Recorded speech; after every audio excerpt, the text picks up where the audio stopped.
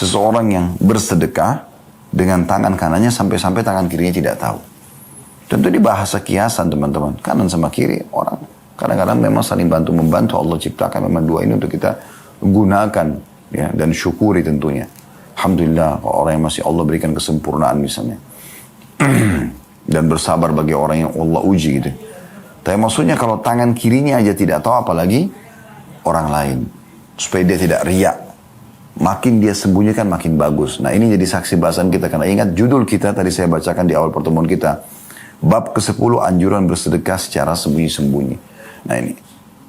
Tentu ada dua keadaan sedekah ini ya. Ada kadang-kadang kita harus terang-terangan. Contoh misalnya kotak amal masjid misalnya.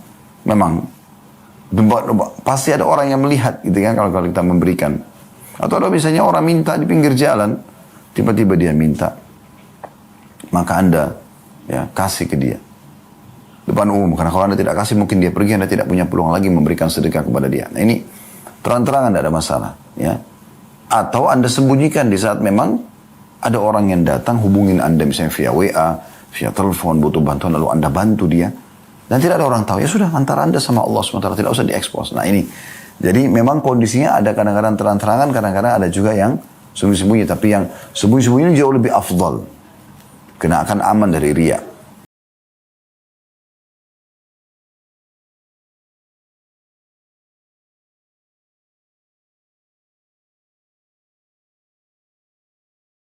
Assalamualaikum warahmatullahi wabarakatuh.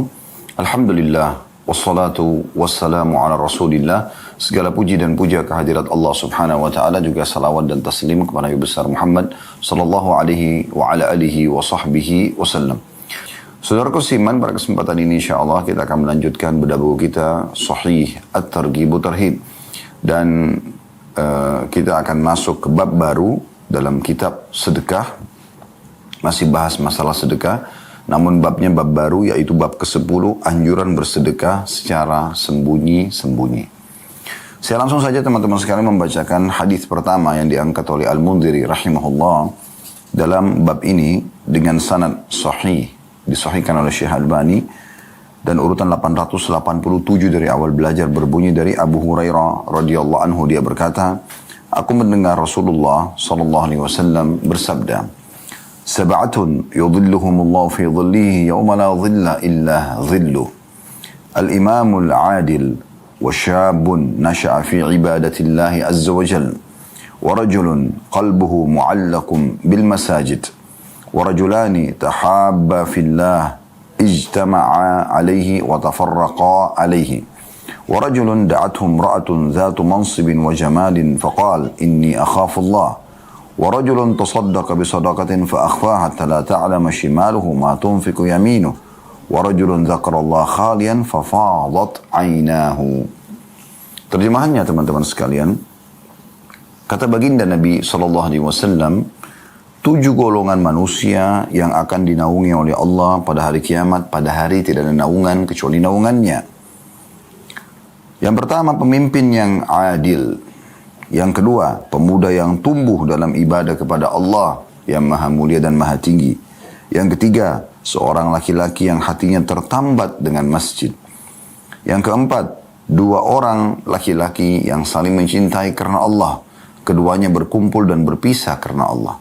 Yang kelima, seorang laki-laki yang diajak oleh wanita yang memiliki kedudukan dan kecantikan. Lalu dia menjawab, sesungguhnya aku takut kepada Allah. Yang keenam, dan ini saksi bahasan kita, seorang laki-laki bersedekah dengan suatu sedekah dan dia menyembunyikannya sehingga tangan kirinya tidak mengetahui apa yang diinfakkan oleh tangan kanannya. Dan yang terakhir, yang ketujuh adalah seorang laki-laki yang mengingat Allah dalam keadaan sendiri lalu dia menangis. Hadits ini diriwayatkan Bukhari, Muslim, juga masih dari sahabat yang sama Abu Hurairah radhiyallahu anhu. Dan ini juga hadis telah disebutkan, kata Al-Mundhiri, dalam kitab solat di bab 10-nya. Keduanya juga meriwayatkan, maksudnya Bukhari Muslim, sama lafadznya, juga Malik dan Tirmidzi, sama dari Abu Hurairah atau Abu Sa'id radhiyallahu anhum ajma'in. Baik teman-teman sekalian, hadis ini hadis yang sangat masyhur di kalangan muslimin, sering terlintas di lisan para da'i. Ya. Karena memang hadits ini berisikan mukjizat dari Nabi SAW, di mana beliau mengingatkan dan menyampaikan kepada kita bagaimana nanti di saat mahsyar, hari kebangkitan, semua orang pada saat itu dalam beberapa hadits disebutkan tenggelam dengan keringatnya tergantung daripada dosa-dosanya. Ada yang tenggelam sampai mata kakinya, ada yang tenggelam sampai perutnya, bahkan ada yang tenggelam sampai ke mulutnya. Dan Nabi SAW memberikan isyarat dengan telapak tangan beliau, alaihi salatu wassalam. Dan teman-teman sekalian, di saat itu, kata Nabi SAW, sungguh matahari akan mendekat sampai 1 mil. Dan perawi hadis dari sahabat yang menyampaikan ini, mengatakan saya tidak tahu apakah 1 mil itu adalah jarak perjalanan, atau 1 mil yang dikenal dalam bahasa orang-orang Arab, kalau mereka ingin meletakkan sebuah benda yang diletakkan padanya bubuk celak, kemudian dioleskan di mata, maka kalau sudah dekat dengan mata akan dioleskan, itu juga dibahasakan dengan mil. Karena dekatnya matahari, maka manusia kepanasan pada saat itu.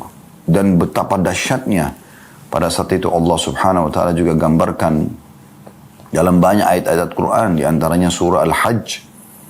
Wa taran nasa sukara wa ma hum bisukara walakinna 'adzaballahi syadid.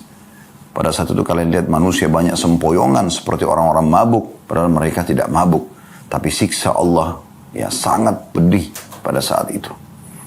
Juga Allah Subhanahu wa taala menggambarkan bagaimana setiap orang pun yang di dunia punya hubungan yang sangat dekat dan erat, mereka melarikan diri satu sama yang lain. Yauma yafiru mar'u min akhihi, pada hari itu manusia lari dari saudaranya, wa ummihi wa abihi, dan ibunya juga ayahnya, wa sahibatihi wa bani, juga istri dan anak-anaknya, likulli imri'in minhum yauma idzin sya'nun yughni. Pada hari itu manusia memikirkan dirinya sendiri bagaimana dia bisa selamat. Jadi dahsyat sekali pada saat itu. Bagaimana kondisinya hiruk pikuk. Sampai kata Nabi SAW kadang akan dibangkitkan tanpa busana, tanpa terkhitan dan tanpa alas kaki. Maka ada 2 riwayat seingat saya. Yang pertama adalah Aisyah dan yang kedua Ummu Salamah radhiyallahu anhunna ajma'in, istri-istri Nabi yang mulia. Mereka mengatakan, ya Rasulullah, kalau begitu sangat memalukan karena laki-laki perempuan bisa saling lihat-melihat. Kata Nabi SAW, wahai Aisyah, pada saat itu bukan seperti yang kau bayangkan. Orang sudah tidak berpikir lagi hal seperti itu karena perkara lebih besar daripada itu. Saya kasih gambaran, misal di satu wilayah ada musuh yang datang, atau di wilayah Anda misalnya, datang musuh yang membantai semua orang yang ada di hadapan prajurit-prajuritnya. Misalnya perempuan, laki-laki, semuanya ditebas, ditusukin, dibunuhin gitu. Darah berserakan di sana sini, misal contoh. Manusia dalam kondisi ketakutan pada saat itu. Lalu kemudian ada lawan jenis Anda lari di depan Anda tanpa busana. Apakah Anda masih berpikir masalah syahwatnya? Sudah tidak lagi. Orang berpikir syahwatnya itu di saat dia lagi tenang. Tidak usah kita bicara seperti itu. Orang dalam kondisi sakit saja, kemudian pasangannya mungkin dandan di depannya, dia juga mungkin tidak terfikir untuk menyentuhnya karena dalam kondisi kejiwaan yang tidak tenang. Apalagi kalau hiruk pikuk akhirat nanti. Jadi dahsyat sekali. Dahsyat sekali. Cuma luasnya rahmat Allah luar biasa. Allah Subhanahu wa taala memberikan kesempatan kita untuk selamat di saat itu. Dan sudah diberikan bocorannya sekarang, selama di dunia. Termasuk Anda akan dengarkan pada siang ini, dan tadi sedikit Anda sudah dengarkan terjemahannya. Anda bisa selamat di saat itu, tidak kena panasnya teriknya matahari, tidak terganggu dengan hiruk pikuknya manusia yang ketakutan, histeri pada saat itu. Anda terselamatkan, karena Anda akan dinaungi oleh sang pemilik naungan satu-satunya, yaitu Allah Azza wa Jalla. Allah yang maha mulia dan maha tinggi. Tuhan yang saya yakin dialah yang mengizinkan kita sekarang untuk membahas ini. Dan dia mendengar semuanya, dia melihat semuanya, dan dia maha mengetahui. Dan saya mohon kepadanya dengan kemahamurahannya, semoga kita semua yang mengikuti acara ini live, semua ataupun siaran ulang, termasuk teman-teman kru yang terlibat dalam live ini dan kami sendiri. Semoga Allah subhanahu wa ta'ala menjadikan kita termasuk orang-orang yang mendapatkan naungan pada saat itu. Karena tidak ada naungan lagi. Tidak ada tempat bernaung dari teriknya matahari. Ya. Tidak ada lagi tempat yang bisa kita merasa aman dari teriakan dan histeri orang pada saat itu. Ya. Pemandangan yang sangat menakutkan. Kecuali naungan Allah subhanahu wa ta'ala. Nah, di sini disebutkan ada 7 golongan yang selamat pada saat itu. 7 golongan yang selamat pada saat itu. Dan tentu ada golongan yang lain, ada golongan ke-8 nanti insya Allah. Semoga Allah buat kami ingat untuk menyampaikan masalah itu ya. Atau saya langsung sampaikan sekarang supaya tidak terlupa. Golongan yang ke-8, maksudnya selain daripada sebelumnya hadits ini ya. Kita katakan golongan ke-8 karena 7 golongan digabung dalam hadis yang akan kita bahas insya Allah. Golongan yang ke-8 selain disebutkan dalam hadis ini. Dan ini bukan berarti mereka urutan ke-8 ya. Bisa saja mereka urutan yang pertama. Cuman maksudnya dia berdiri sendiri hadis menjelaskan tentangnya. Dan yang 7 disebutkan digabungkan dalam hadis yang akan kita bahas insya Allah. Yaitu sabda Nabi SAW, siapa yang menghutangkan orang lain atau memberikan tenggang waktu atau memaafkan, maka dia akan mendapatkan naungan Allah pada hari kiamat. Tidak ada naungan kecuali naungannya. Jadi Anda meminjamkan uang pada orang lain. Mereka bayar atau tidak bayar? Karena ada sebutan di sini, meminjamkan. Berarti belum ada jaminan kembali atau tidak. Kemudian, lalu Nabi SAW mengatakan, atau memberikan tenggang waktu. Mungkin ada orang belum mampu bayar, Anda kasih lagi kesempatan dia. Untuk berikan waktu untuk dia bisa mengembalikan. Atau Anda tahu dia tidak mampu bayar, Anda memaafkannya. Maka ini adalah salah satu golongan nanti yang akan dapat naungan Allah pada hari kiamat. Tidak ada naungan kecuali naungannya. Jadi Anda yang sedang memiliki piutang pada orang lain dan belum dibayar, bergembiralah saudaraku. Jangan sakit hati justru dengan itu. Atau Anda punya kesempatan meminjamkan kepada orang lain, pinjamkan saja. Dan kemudian lupakan karena Allah subhanahu wa ta'ala. Kalau dia kembalikan, alhamdulillah. Tidak kembalikan juga tidak masalah. Karena ini tiket VIP Anda akan selamat nanti di mahsyar yang penuh dengan hiruk-pikuk dan manusia ketakutan pada saat itu. Ya. Baik, kita akan masuk teman-teman sekalian ke rincian daripada 7 golongan.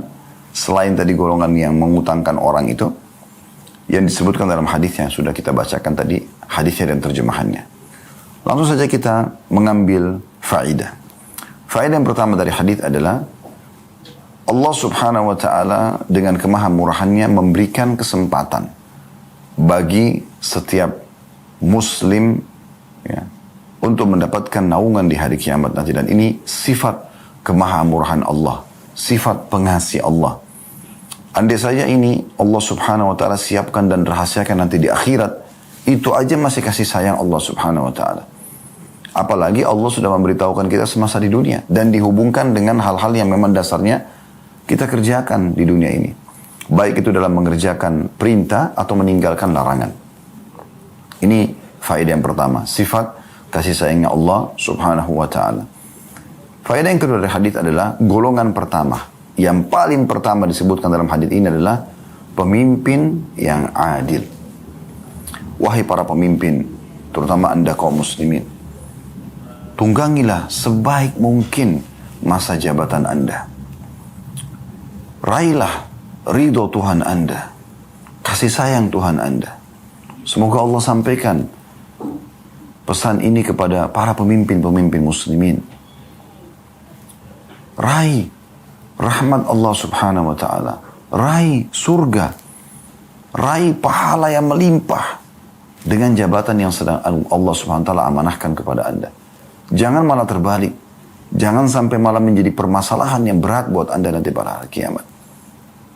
Imam Az-Zahabi rahimahullah memasukkan khusus ada dosa besar para pemimpin yang mengkhianati masyarakatnya. Apa yang dijanjikan tidak diberikan. Ya. Apa yang diiming-imingkan tidak ada.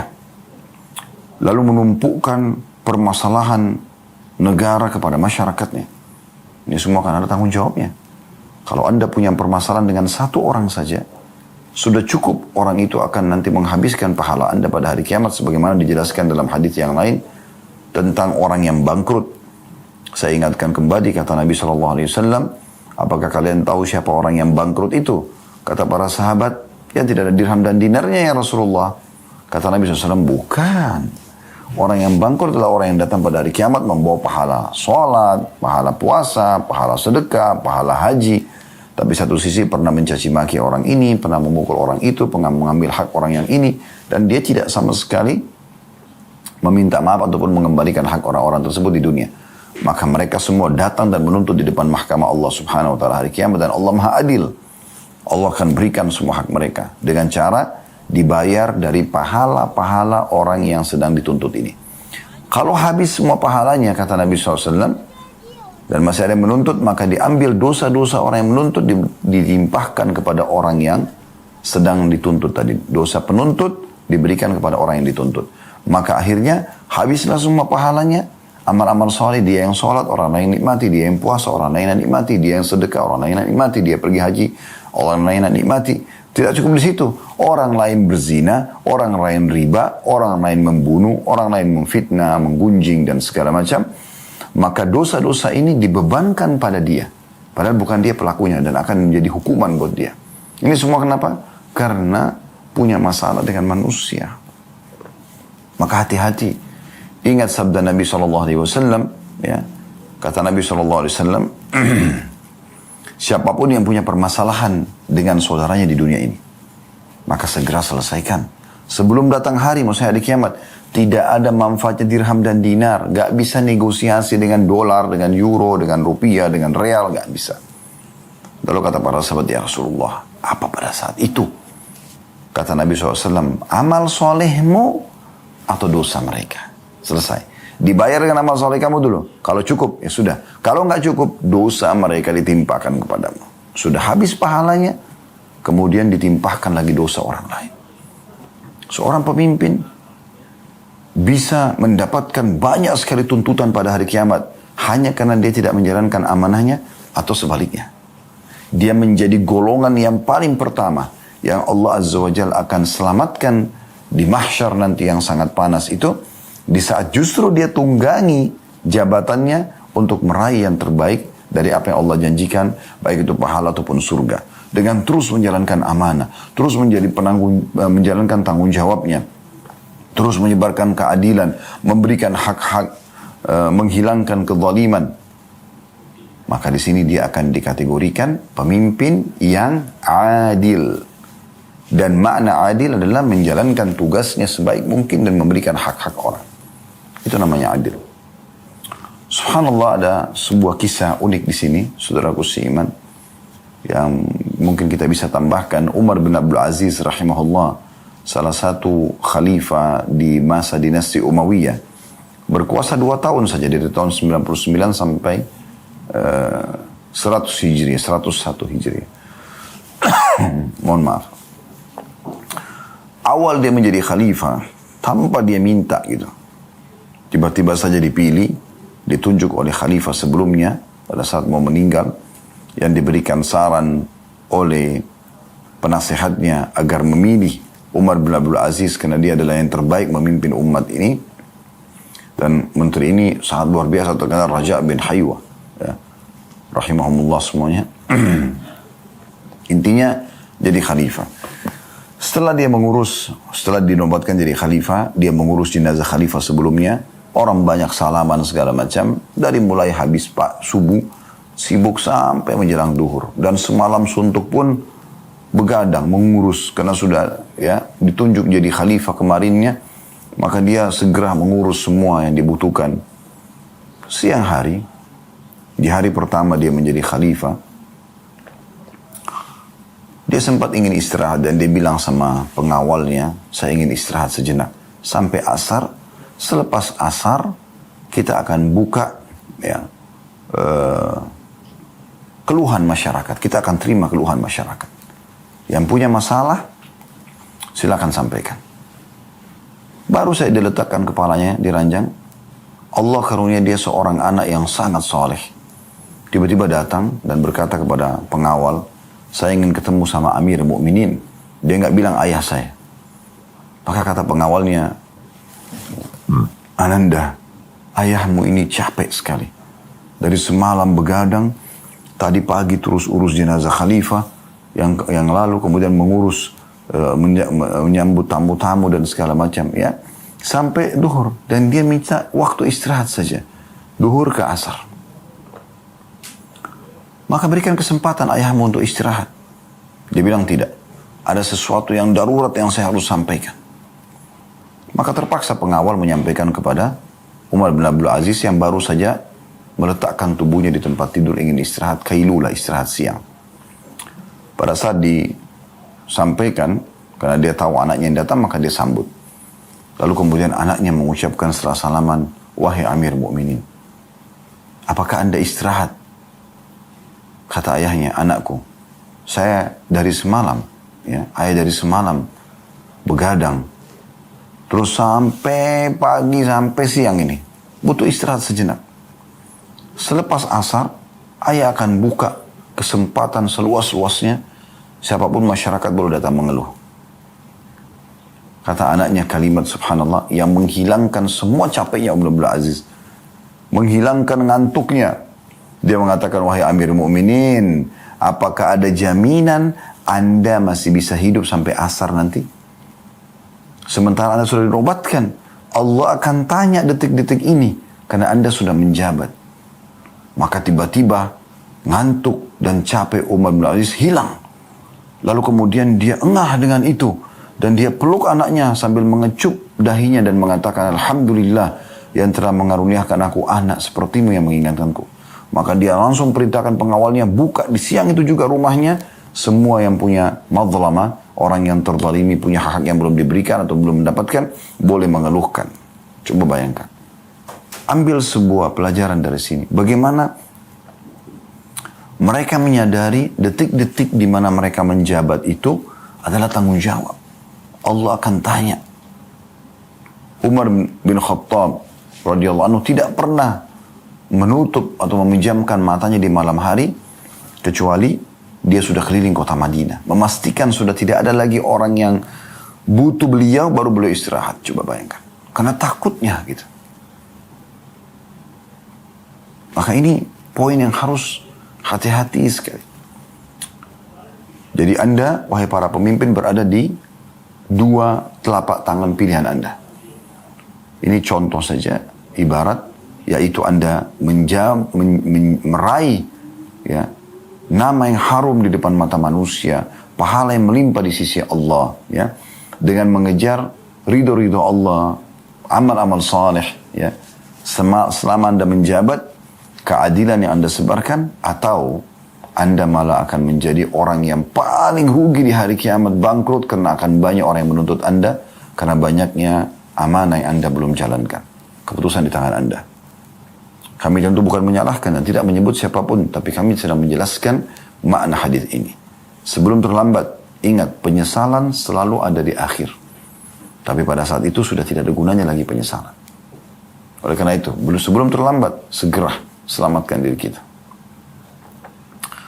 Kemudian golongan yang kedua, teman-teman sekalian, akan diselamatkan oleh Allah SWT. Ini adalah mutiara atau pelajaran atau faedah yang ketiga dari hadis.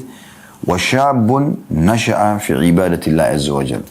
Seorang anak muda yang tumbuh, ya, dalam rangka beribadah kepada Allah yang maha mulia dan maha tinggi. Subhanallah, betapa banyak anak muda yang menghabiskan masa muda mereka justru bukan pada ketaatan. Aneh dianggap di sebagian lingkungan dan komunitas, di saat ada anak SMP, anak SMA, justru hadir di majelis ilmu. Justru pergi sholat di masjid. Dianggap seperti belum masanya. Masjid itu dan saf awal, majelis ilmu, berlumba-lumba dalam gotong royong, dalam kebaikan, ya. Itu hanya bagi orang-orang yang sudah berumur. Subhanallah, keliru. Justru golongan kedua yang akan dapat naungan hari kiamat adalah justru ini anak muda yang tumbuh di atas ketaatan Allah. Kalau Anda, wahai para ayah dan ibu, di masa muda Anda justru Anda sudah terlalu jauh dari agama. Anda sudah banyak ugal-ugalan, berfoya-foya, berzina, mabuk-mabukan, mencoba segala macam jenis maksiat. Maka jangan wariskan itu pada anak-anak Anda. Minimal perbaikin kesalahan Anda masa lalu dengan justru Anda memperbaiki keadaan anak Anda. Harusnya begitu. Ini poin yang harus diperhatikan baik-baik. Tumbuhkan mereka di pesantren-pesantren, di sekolah-sekolah Islam. Ajarkan kepada mereka fikih tentang sholat, zakat, puasa Ramadan, tentang haji, hal-hal yang wajib. Lalu lengkapkan dengan hal yang sunnah nantinya. Jangan karena ada satu kejadian di satu pesantren yang Anda mendengarkan isu tidak baik misalnya. Lalu Anda jadikan pesantren semuanya hal yang tidak baik. Subhanallah. Mana keadilan Anda dalam masalah ini? Saya pernah di pesantren dan saya lihat bagaimana azan disuruh masjid sholat. Bagaimana kita di kelas diajarkan qala Allah, qala Rasul. Ya, bagus, gak ada masalah. Diajar mandiri. Bagus, gak ada masalah. Ada sebagian orang tua mungkin merasa terlalu jauh anak-anaknya kalau di pesantren. Baik, ada sekarang Islamic boarding school banyak. Anggaplah tidak cuma mungkin dari pagi sampai menjelang maghrib misalnya. Full day school misalnya. Oke, bagus. Atau dia nginap.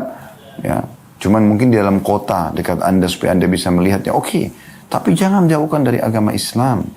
Jangan jauhkan dari pendidikan. Biarkan mereka tumbuh di atas ketaatan. Mereka jadi tahu, oh ternyata tujuan saya itu memang untuk ibadah kepada Allah. Nah itu. Ini malah ibunya sama ayah mengatakan, tidak apa-apa nak, ibu sama ayah juga dulu begitu kok. Loh, kok aneh ini ya. Ibunya hamil di luar nikah, anaknya juga boleh hamil di luar nikah. Bukti disuruh pacaran, gak ada masalah. Malah diizinkan jalan dengan pacarnya. Pacaran sebelum nikah sama dengan perzinahan. Kenapa nggak biarkan di atas ketaatan Allah Subhanahu Wa Taala? Ada sebagian orang tua gelisah di saat anaknya jadi saleh di masa mudanya. Subhanallah. Apakah Anda sudah tahu kalau Khadij, ya, Rafi bin Khadij radhiyallahu anhu, ini adalah seorang sahabat berumur 13 tahun yang menunjukkan keterampilan panahnya kepada Nabi SAW agar bisa ikut di perang Uhud. 13 tahun. Nah, 13 tahun kita sekarang anggap seperti anak baru kelas 1 SMP, dianggap kecil. Subhanallah. Mereka sudah dilibatkan oleh orang tuanya dalam kegiatan-kegiatan yang amal saleh.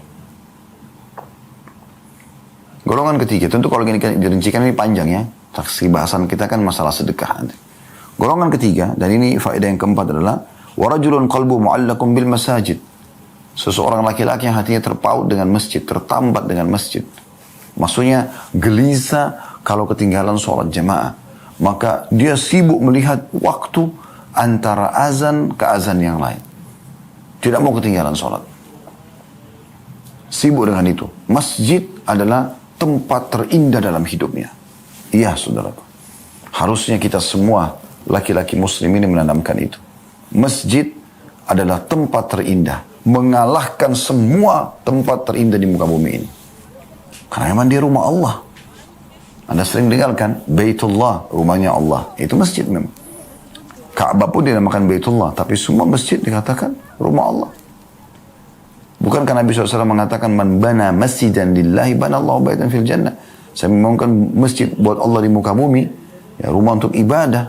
Rumah Allah SWT. Maka Allah akan bangunkan istananya di surga. Selalu terpaut, selalu tertambat. Sebagian ulama hadis menjelaskan bahwasanya selalu ingin dari sholat ke sholat yang lainnya. Ini golongan ketiga. Golongan keempat.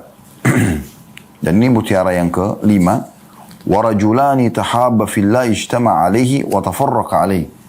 Dua orang yang saling mencintai karena Allah berkumpul karenanya dan berpisah karenanya. Maksudnya, dalam Islam ada namanya ukhuwah umum. Kita mencintai semua orang-orang muslim seagama. Dan ada ukhuwah khusus. Maksudnya ukhuwah khusus ini, dia hanya orang-orang tertentu. Dan ini sama jenis ya. Laki-laki sama laki-laki, perempuan sama perempuan. Anda cari siapa sama jenis Anda yang lebih soleh dari Anda, lebih solehah daripada Anda, lalu Anda ajak dia bersahabat. Dan sunnah Nabi SAW Anda katakan, Inni uhibbuka fillah. Saya cintai Anda karena Allah. Laki-laki, perempuan ke perempuan dia mengatakan, Inni uhibbuki fillah. Dalam sebuah riwayat pernah disebutkan ada seseorang yang sholatnya indah sekali. Bagus sekali. Dan saking indahnya sampai ada satu sahabat mengatakan, ya Rasulullah, saya suka orang ini karena Allah. Kata Nabi SAW, kejar dan ucapkan di wajahnya. Seperti itu. Dan yang Nabi SAW lakukan pada saat pertama hijrah ke Madinah, ya, adalah beliau mempersaudarakan, selain bangun Masjid Quba dan Masjid Nabawi, juga mempersaudarakan antara Muhajirin dan Ansar. Ya. Di antaranya, secara umum Muhajirin dan Ansar, dan juga secara khusus adalah antara beberapa sahabat seperti Abdurrahman ibn Auf dan Sa'ad radhiyallahu anhu majma'in. Itu golongan keempat. Golongan yang kelima, dan ini mutiara yang atau faedah yang ke-6, wa rajulun da'athu imra'atun dhatu mansibin wa jamal faqala inni akhafullah. Seorang laki-laki yang diajak oleh wanita untuk berzina. Wanita itu punya kedudukan dan punya kecantikan. Udah kaya, anak terhormat, cantik, sempurnalah secara fisik dan juga kedudukan. Ajak berzina. Lalu dia mengatakan, saya takut kepada Allah. Nah ini kan berarti yang tadi kan umumnya ketaatan-ketaatan, ya, seperti orang terikat hati dengan masjid. Nah di sini meninggalkan apa yang Allah larang. Nah ini juga masuk dalamnya. Meninggalkan apa yang Allah larang. Jadi meninggalkan perzinahan. Jangan malah diekspos dan dibuka peluang untuk berzina. Jadi punya kedudukan tersendiri. Ini golongan yang kelima. Dan ini faedah yang keenam. Golongan yang keenam, dan ini saksi bahasan kita, ini faedah yang ketujuh, wa rajulun tasaddaqa bi sadaqatin fa akhfaha hatta la ta'lamu shimalu ma tunfiqu yaminu. Seseorang yang bersedekah dengan tangan kanannya sampai-sampai tangan kirinya tidak tahu. Tentu di bahasa kiasan teman-teman, kanan sama kiri orang kadang-kadang memang saling bantu-membantu. Allah ciptakan memang dua ini untuk kita gunakan, ya, dan syukuri tentunya. Alhamdulillah orang yang masih Allah berikan kesempurnaan misalnya. Dan bersabar bagi orang yang Allah uji gitu. Tapi maksudnya kalau tangan kirinya aja tidak tahu, apalagi orang lain. Supaya dia tidak riak.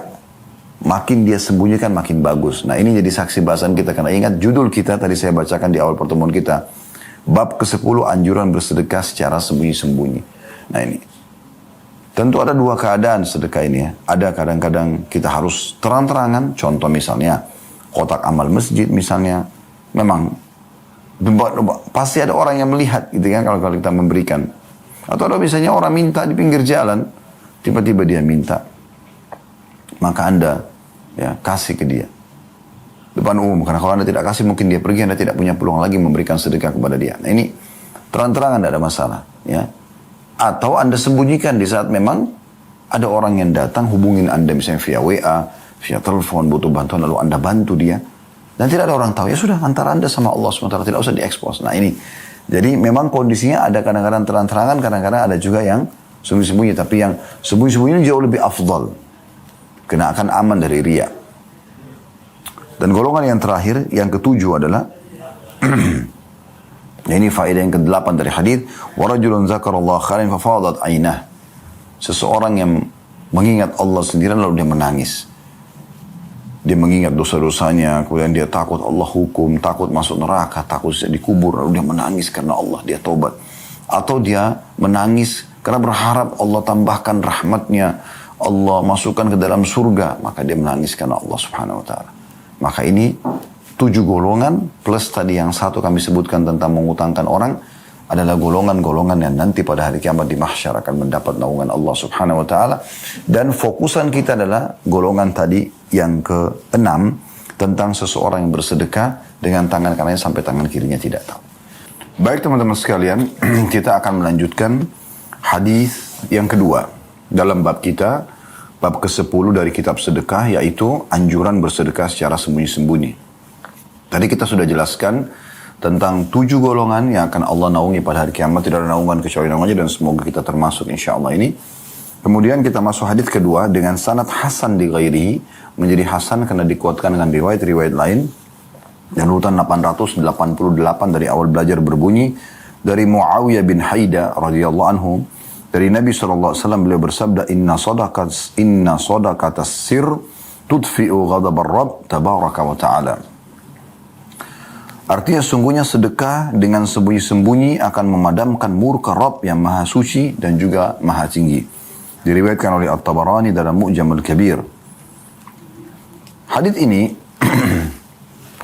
dengan Hadis yang datang setelahnya nanti, itu menjelaskan tentang masalah pentingnya sedekah sembunyi-sembunyi.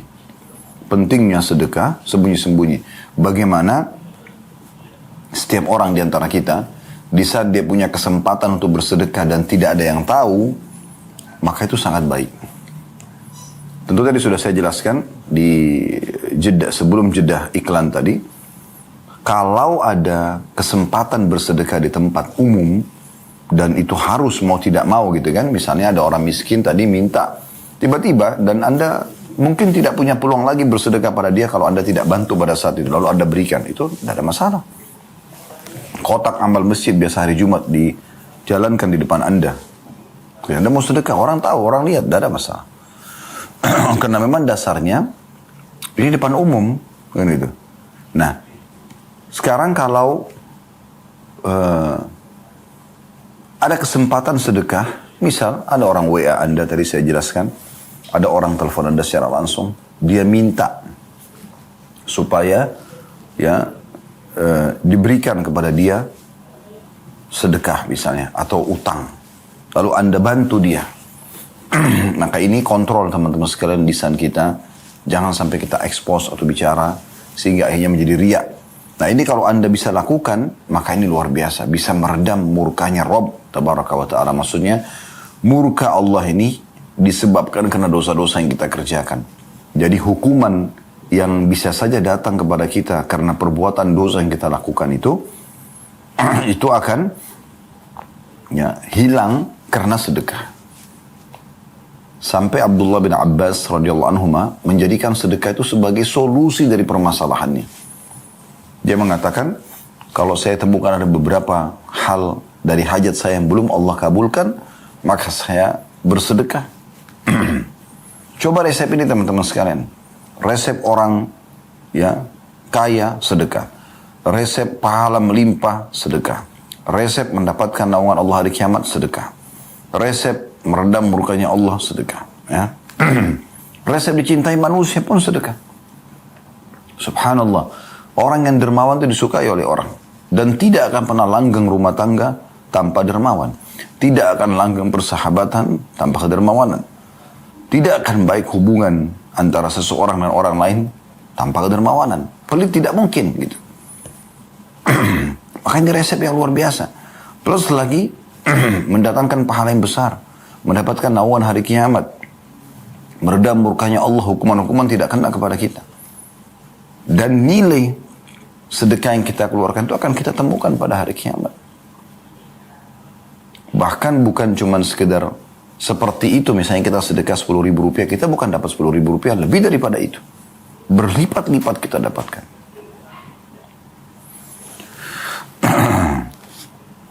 Di hadits ketiga, dengan sanad hasan di ghairihi, saya bacakan karena memang ini mirip ya. Urutan 889 dari awal belajar berbunyi dari Abu Umamah radhiyallahu anhu. Dia berkata, Rasulullah SAW bersabda, "Sana'ul ma'rufi taqi masari as-su' wa sadaqatus sir tudfi'u ghadab ar-rabb wa silatul rahim tazidu fil umur." Berbuat kebaikan itu melindungi dari penyebab kematian yang buruk. Sedekah dengan sembunyi-sembunyi memadamkan murka Rabb. Dan silaturahim menambah umur. Hadis ini diriwayatkan Tabarani dalam Mu'jamul Kabir dengan sanad hasan.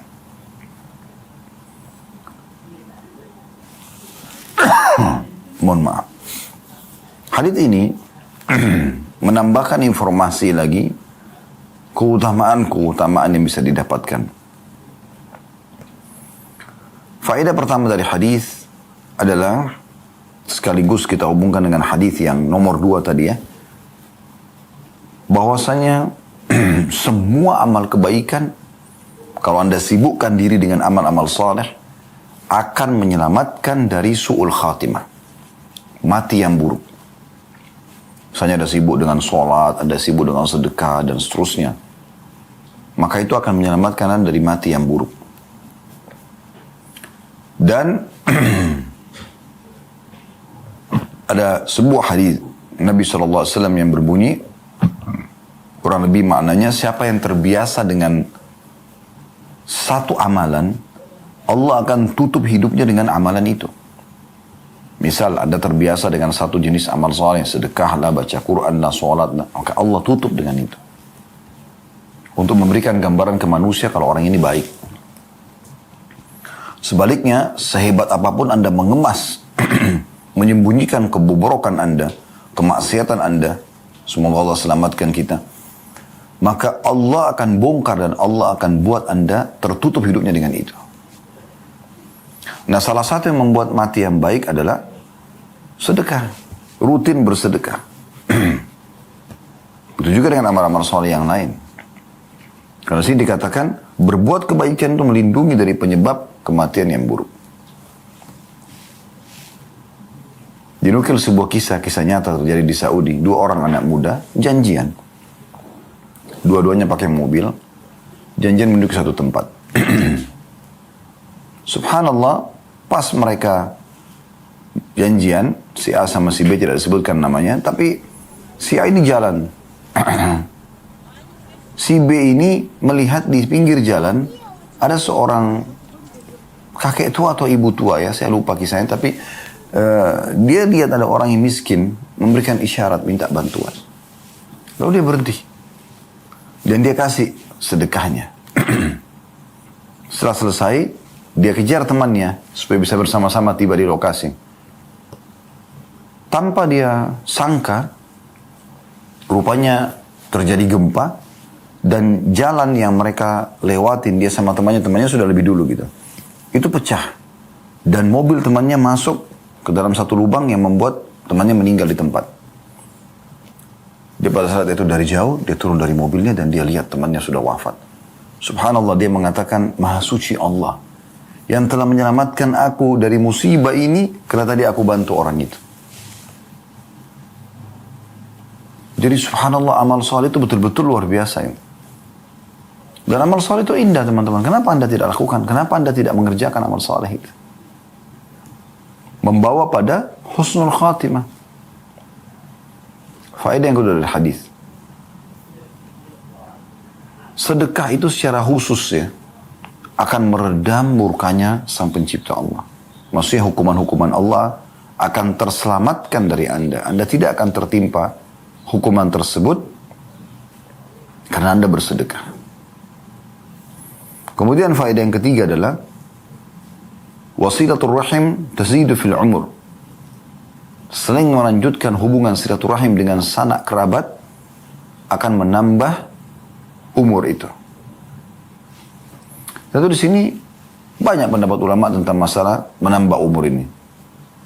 Tapi yang kami pernah temukan ada pendapat Ibnu Taimiyah rahimahullah. Beliau mengatakan dimaksud adalah bukan bertambah secara angka. Karena kan Allah sebutkan dalam beberapa ayat Al-Quran, فَإِذَا جَاءَ أَجَلُهُمْ لَا يَسْتَأْخِرُونَ سَاعَةً وَلَا يَسْتَقْدِمُونَ.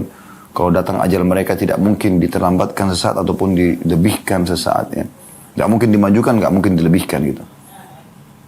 Berapa dimaksud dengan bertambah umurnya? Bertambah keberkahan umur. Jadi kalau kita temukan si A 70 tahun, si B 70 tahun, si A ini selalu silaturahim. Terutama yang punya hubungan kerabat dengan dia. Karena rahim orang yang punya hubungan darah, kekerabatan. Maka kita temukan si A ini dalam 70 tahun itu banyak sekali Allah berkahi hidupnya. Banyak amal-amal soleh yang sudah dikerjakan. Sementara si B tidak seperti itu. Nah itu maksudnya Allah tambahkan keberkahan di dalam umurnya. Hadis terakhir teman-teman sekalian dalam bab kita ini, Hasan li ghairihi, agak mirip dengan tadi tapi ada tambahan tentunya. Menjadi Hasan karena dikuatkan dengan riwayat-riwayat lain. Dan ini urutan 4 di bab ini. Dan ini hadis terakhir di sini. Urutan 890 dari awal belajar berbunyi dan diriwayatkan juga dari Ummu Salamah radhiyallahu anha. Dia berkata Rasulullah SAW bersabda, "Sana'iul ma'rufi taqi masari'as su' wa sadaqatu khafiyyah tudfi'u ghadab ar-rabb wa silatul rahimi tazidu fil umr wa kullu ma'rufin sadaqah wa ahlul ma'rufi fid dunya hum ahlul ma'rufi fil akhirah." Artinya, berbuat kebajikan itu melindungi dari penyebab kematian yang buruk. Sedekah secara sembunyi-sembunyi memadamkan murka Rabb. Silaturahim menambah umur. Semua kebaikan adalah sedekah. Para pemilik kebaikan di dunia adalah pemilik kebaikan di akhirat nanti. Hadis ini teman-teman sekalian mirip dengan tadi ya. Penjelasannya cuma ada tambahan tentunya. Potongan pertama tentang berbuat kebajikan itu melindungi dari penyebab kematian buruk sudah kita jelaskan. Kemudian sedekah secara semu-semu memadam buruk karab juga sudah kita jelaskan. Silaturahim menambah umur juga sudah kita jelaskan. Nah, yang kita mau tambahkan adalah ada 2 faedah lagi. Kita bisa bahasakan ini faedah yang keempat karena kita hubungkan hadis satu sama yang lain ya. Yaitu semua kebaikan adalah sedekah. Subhanallah. Ya. Ini tambahan kebaikan lagi buat kita. Jadi semua kebaikan selain punya nilai pahala juga dihitung sedekah. Dan yang terakhir, yang kelima adalah ini faedah yang luar biasa. Mereka yang terkenal suka melakukan kebaikan di dunia, mereka lah juga orang yang terkenal di akhirat dengan kebaikan-kebaikannya. Maksudnya apa teman-teman sekalian? Kita sudah bisa nilai orang ini baik atau tidak. Semasa di dunia kita bisa tahu. Di dunia dia baik, di akhirat juga dia baik. Misal contoh, orang itu selalu sholat, tutup aurat, apa sajalah. Cari rezeki halal. Ya, dia selalu menjaga dirinya. Menjaga ketaatan, meninggalkan larangan misalnya. Ya, semaksimal dia mampu. Maka orang seperti ini, di akhirat juga Anda akan temukan nanti dia adalah orang yang baik. Lebih ngerucut lagi, kalau Anda ingin tahu diri Anda ini selamat di akhirat atau tidak, bayangkan saja diri Anda meninggal sekarang. Kalau Anda wafat sekarang, kira-kira perkataan orang tentang Anda apa? Baik atau buruk?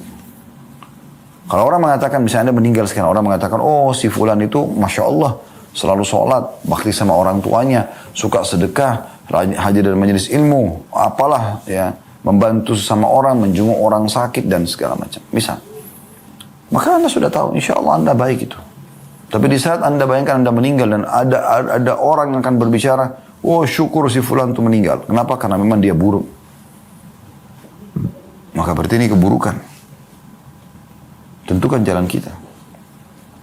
Pernah ada seorang khalifah bertanya kepada seorang ulama tabi'in. Kalau saya tidak salah ini Salamah bin Dinar. Ya. Saya tidak ingat benar namanya, tapi kalau tidak salah. Ditanya oleh seorang khalifah, kira-kira saya ini di mana kedudukan saya nanti di akhirat? Maka beliau mengatakan, letakkan diri Anda pada firman Allah Subhanahu wa taala. Innal abrara lafi na'im wa innal fujjara lafi jahim.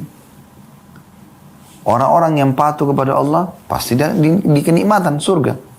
Orang-orang yang fajir, maksiat, durhaka, durjana akan masuk ke neraka. Selesai. Anda lebih tahu diri Anda. Kalau Anda selama ini menjadi orang yang abrar, orang yang suka patuh kepada Allah SWT, mengerjakan perintah, meninggalkan larangan, ya, amar ma'ruf nahi mungkar misalnya, Anda akan di surga. Janji Allah pasti benar. Atau Anda melakukan kemaksiatan, kedurhakaan, ya, durjana, maka akan neraka. Seseorang mengatakan kepada beliau, hati-hatilah dengan khalifah. Saya kok ngomong gitu sih di depan pemimpin? Kata dia, saya cuma menjawab saja. Saya tidak menulis, saya cuma menjawab. Karena beliau lebih tahu tentang apakah beliau akan bersama orang-orang abrar, orang yang patuh nanti di surga di akhirat, atau bersama dengan orang yang durjana dan durhaka di neraka. Gak ada yang lain. Maka ini ya kesimpulan daripada hadis-hadis yang sudah kita bacakan. Dan kedepannya insya Allah kita akan masih di kitab sedekah bab ke-11-nya, anjuran bersedekah kepada suami dan kerabat serta mendahulukan mereka daripada orang-orang yang lainnya. Jadi ada bahasan sendiri tentunya. Hadis di situ ya, ada 4 buah hadis juga insya Allah yang akan kita bacakan nanti ke depannya. Kalau ada benar dari Allah, kalau salah dari saya mohon dimaafkan. Subhanakallahumma bihamdika, asyhadu an la ilaha illa anta astaghfiruka wa atubu ilaik. Wassalamualaikum warahmatullahi wabarakatuh.